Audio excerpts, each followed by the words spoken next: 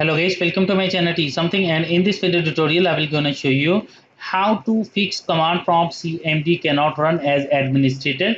So how can fix this type of error? Let's get started. Before starting off the video, I humbly request you please subscribe my YouTube channel for more updates. So let's start. Okay guys, first of all on a desktop right click and create a new shortcut.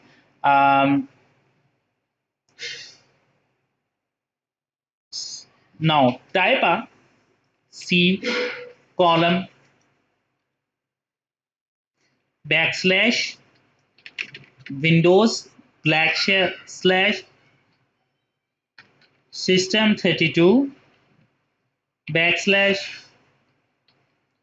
cmd.exe. Click next to continue. Now type a name is, click finish. Now right click, go to your properties, go to your advanced options and click on a run as administrator. Click OK to continue. Click on apply and OK button. Now open it.